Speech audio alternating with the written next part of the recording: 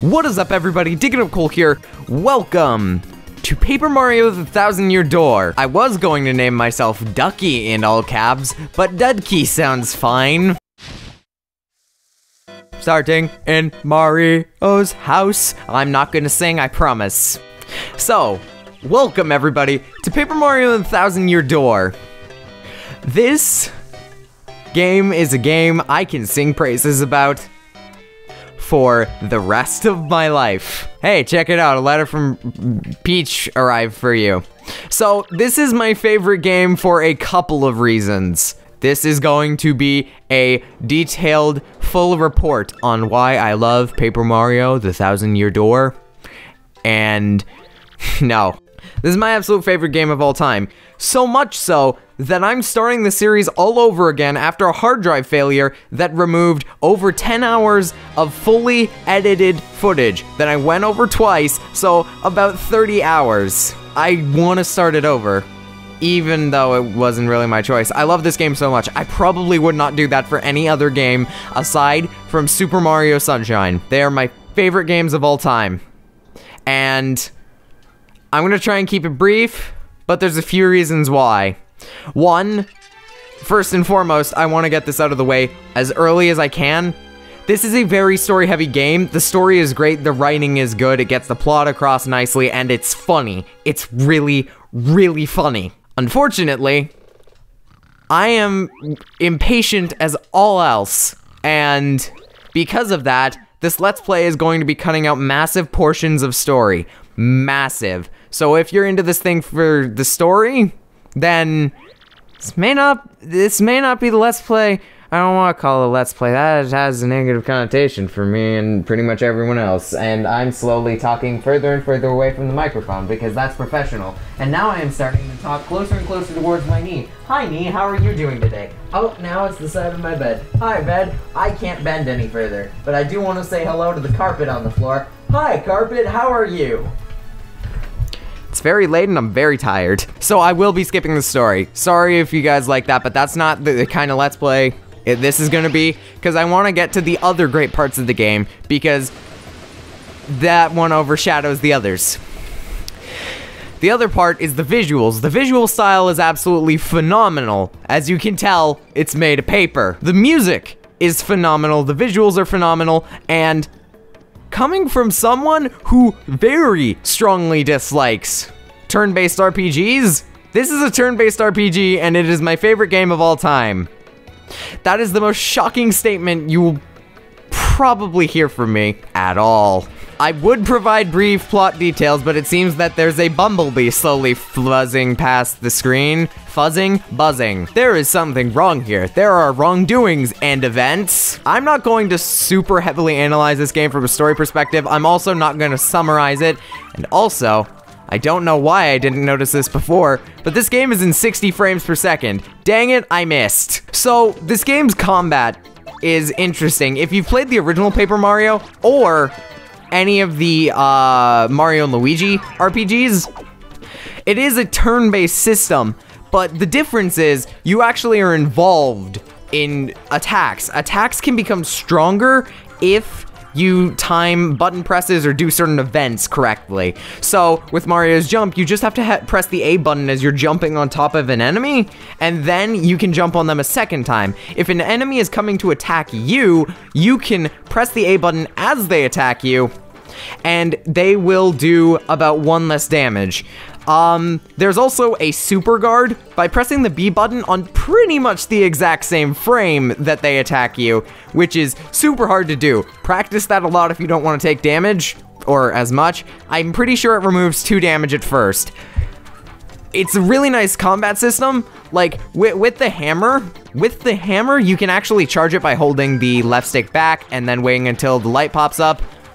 It's a really, really nice combat system. By the way, stars are XP.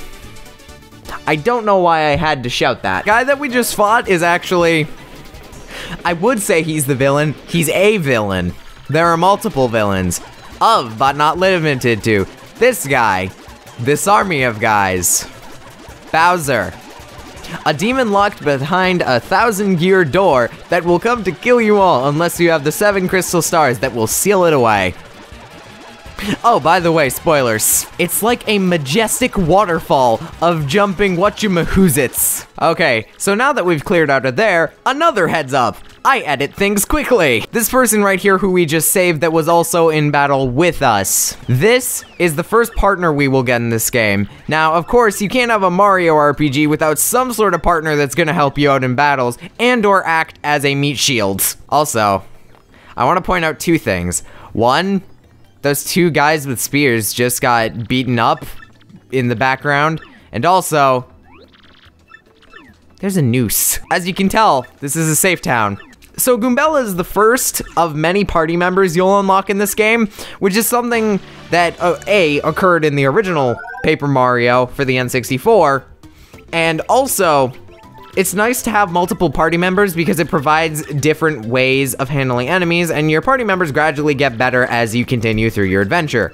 Goombella can identify enemies that you're fighting by using a tattle ability. Goombella can jump on enemies like Mario can, but can't use a hammer. And Goombella, if you press X, I believe, in the field, will tell you information about the area that you're in. Unfortunately, it doesn't act like a fortune teller, so you can't get directions on how to go, but this game's moderately linear, so it's not a big deal. Also, I just got mugged. And I'm gonna go get my money back. Here's the guy who robbed us in the back of town to the left when you start going to the back of town, but when you face it from the direction of the noose, it's to the right. If you come to meet him, he's like, "You are dedicated, sir.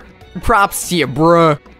And he will give you your money back. If you go into this house right here, this is where Professor Frankly is, who has Albert Einstein levels of beautiful hair. You go to him to find out a little bit about the crystal stars, and he gives you story bits about where you need to go and a short briefing on the areas you're going to before you go there. Oh, Frankly is following us. He will ask if you want to proceed to do a tutorial here.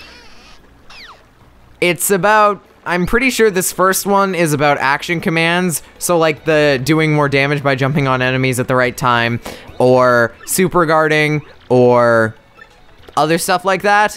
I know about action commands, so I'm not gonna take the tutorial. He does provide a second tutorial later on how badges work. It's short if you actually want to look through how badges work, but I'm gonna do that anyway. So we're gonna do our first fight now, against 3 Goombas in the sewers.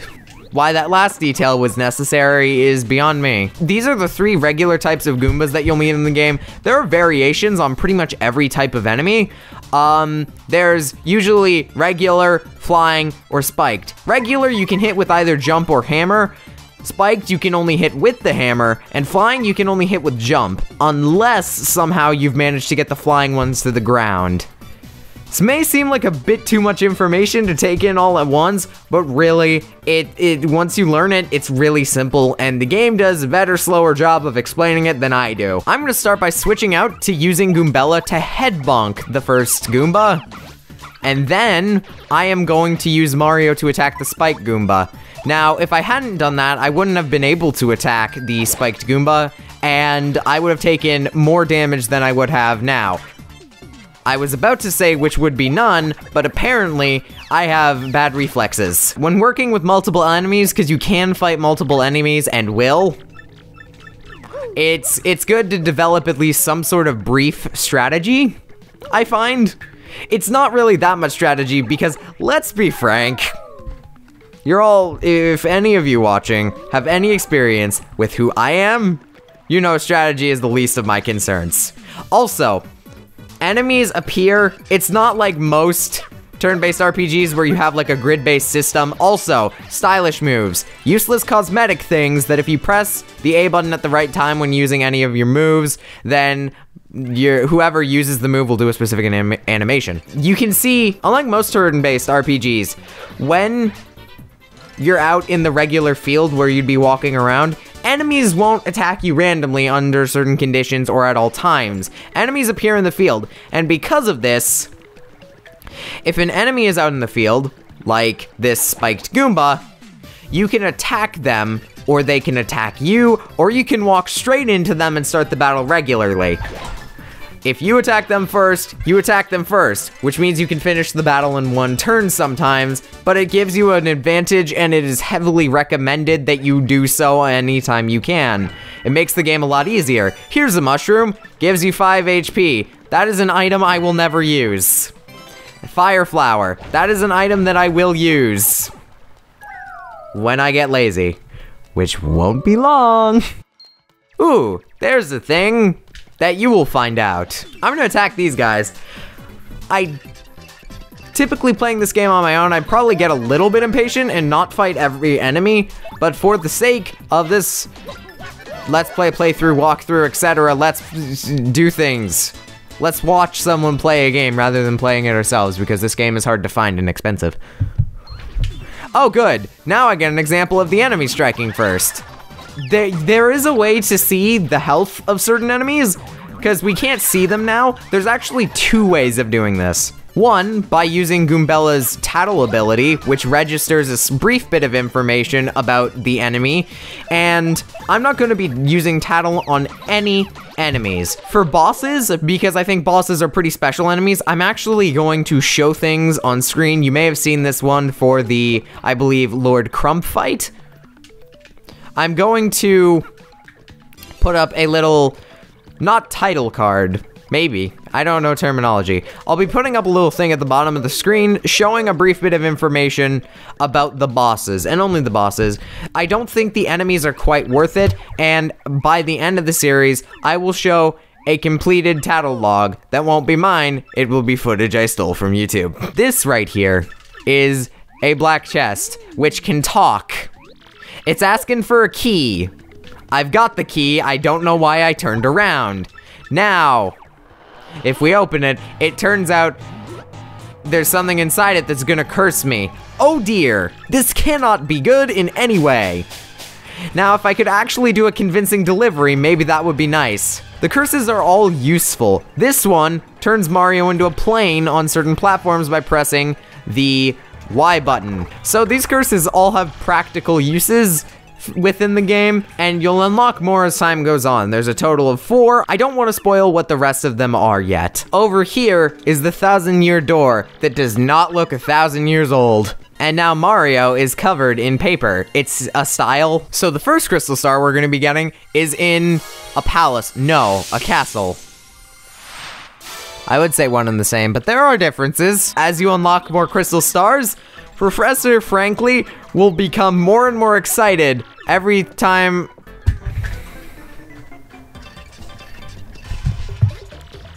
Why? This is a tutorial on star power.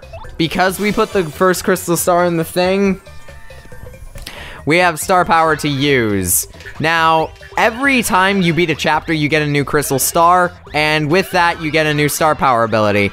The way you get star power points, because you have HP, FP, and star power points, HP is your health, FP is anytime you use a variant on a move, which we will get as the game progresses, very soon actually. As soon as we finish this, we'll get some, which I'll show then. Anytime you use those abilities, your FP drains, and your star power drains whenever you use a star power move. Now, typically, you would get HP and FP back by either rehealing at like an inn, or leveling up, or using an item. Those are the only 3 ways you can handle HP and FP. Now, with star power, I think you can heal it at inns. You can heal it with items, but the general way to heal it is by going into the tactics menu and appealing or getting successful action commands. Like this. Now, I could have summed up that tutorial in less time than it would have taken me to do it. It's better that people learn by doing than hearing. So, my entire point is redundant. This is one mechanic that I've never really paid much attention to in the game, but I'm gonna try and explain it my best. You also have an audience. You can tell by the stage. Also, there's a bingo mechanic.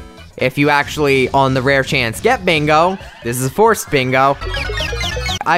Sometimes I've had really, really lucky encounters with the audience. So like, I've gotten a I think I've gotten a Toad that has used a booze sheet, and it made me invisible from enemies for a turn, which actually saved me in a battle from dying where I would have otherwise lost. It's a useful mechanic, but I don't pay much attention to it. Also, frankly, you shouldn't be putting that hammer on your head. So I just received a badge. I wish I would pay attention to the dialogue. So there's in the pause menu screen, there's Mario Party, gear, badges, and journal. Journal is the most cosmetic. Mario shows Mario stats, which you really don't need to look at unless it's like something you're interested in looking at. Party lets you switch party members in the field. Gear shows your items, and also important things, which is usually, story context items and things for progression, like keys. So items you couldn't use in battles, as well as items you can use in battle. Those are on the gear screen as well. And then you have badges. Badges are amazing. They are what will typically use your FP as well as your badge points. Your badge points are a little interesting thing that I'll cover when we get to level up. Now, this guy's on one side of town. This guy's blocking off one side of town, a smaller part of town, but I'm going to be fighting him now. I'm gonna get a good use of the fire flower for this. This is a mini boss. I sometimes miss these things. So, in the game, you actually, first off, you have a couple of options for fighting this guy, Gus, I believe his name is. First off, you have a few options for Gus. One, paying him to get past, refusing to pay and walking away, and fighting him. I've decided to fight him because he drops XP, and a very good amount of XP this early in the game. I rambled on without remembering what I was saying for about 5 minutes. It's getting late. Whoo boy! I really let my health go down. Like, I don't know why I did that either. I'm using Sweet Treat, which is the first star power move. I should have discussed this a little bit earlier. Star power moves change. Some are offensive, some are defensive, some are both. If I hit the poison mushrooms on these, I can't hit any of these things for a while, which sucks. Oh yeah, I also ended up getting into peril mode, which is just the game's way of warning you if you haven't been paying attention that your health is ridiculously low and you should probably fix that. I just beat up on Gus. And got 22 star points. You see why I get a head start? What is this? I wonder. Oh no, it is a blooper, which is adorable in paper form. Not when it's angry. Nothing's adorable when it's angry. So this is I don't count Lord Crump as the first actual boss of this game. That was a mistake fighting Gus first. So first, with the blooper, you have to hit his tentacles. They'll work back, and I don't know his attack patterns. When you get rid of his tentacles, he'll drop down, and then you can attack him for a little bit. If I get enough damage on him within a short amount of time, I'll feel good. Woohoo! Yippee! Mario's energy up is woohoo through the years. Super Mario 64, it's me, Mario! Woohoo! And then Mario Galaxy is like woohoo! And then Mario 3 was like woohoo! There's like, why's the energy gone down? Mario should be getting more energy to match with the kids, yo! Alright. Now we're moving on to chapter 1 of the game. So, next time on the best game ever, I mean, Paper Mario 1000, you know what I mean. Next time, we'll start off in Petal Meadows. So, I'll see you all next time. Ciao.